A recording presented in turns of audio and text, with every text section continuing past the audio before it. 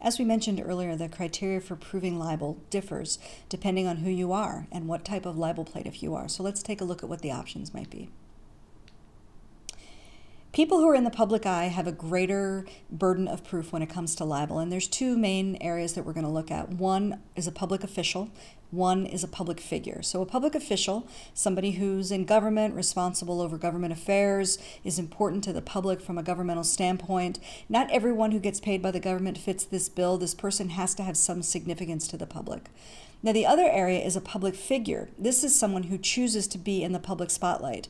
So I want you to think in terms of celebrity, but they're not the only types of people that we might be looking at. And we have actually a couple different types of public figures, all-purpose and limited purpose. We used to have involuntary. That's sort of gone out of popularity, and we don't really see that very much. But we see much more so the all-purpose public figure and limited purpose. So we're going to see what they are. An all-purpose public figure is somebody who's famous. Their fame is widespread. They're a celebrity. I have Kate Winslet here. She was actually involved in a libel suit and related to actually her body image and her desire not to falsify her body image. She feels that women should just age the way they do, and someone accused her of using, some type of beauty augmentation, and so she sued for that. They occupy a position of such pervasive power that they're deemed a public figure for all purposes, and their proof burden is actual malice. Now, an example of this is Wayne Newton, and he sued NBC over a series of reports that focused on his relationship with mafia figures under investigation in Las Vegas, where he, of course, was quite a popular performer. It was actually the initial ruling went against NBC, but the judgment was thrown out by the Ninth Circuit, which said that he'd failed to prove clear and convincing evidence that NBC was purposely reckless when they published the information. We also have what are called limited purpose public figures. Now, these are people who get public figure status within the framework of a very narrow set of circumstances. So the photo that I've shown you here, these are the parents of Trayvon Martin. At the moment that their son died, they didn't become public figures, but once they inserted themselves into this controversy and the movement of Black Lives Matter and all of that, and really became the face of a movement, now they are limited purpose public figures. They voluntarily participated in this particular aspect of the controversy.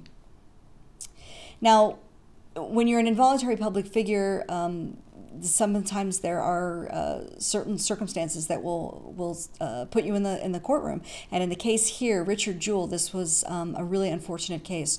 Richard Jewell was a security guard, and he actually found the Atlanta bomb during the Olympics in 1996. He went on all these news shows and talked about how he'd found this and what a hero he was. But then pretty soon police started to hone in on him as the suspect. The FBI ended up clearing him, and the Attorney General at the time, Janet Reno, apologized, and the question was this libelous or not? And what the court found is that there was no malice, that he had made himself a public figure by going on these TV shows and being written about in newspapers and magazines, and really the fact that he was a public figure and there was no evidence that anyone knew that the information written about him was false. In fact, he was under investigation. It was more the investigation that went wrong as opposed to the reporting.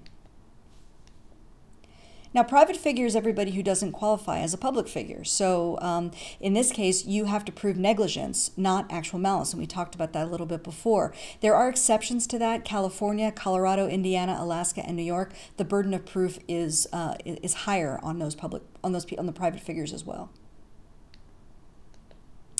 Now, here's a case talking about libel in terms of a private figure.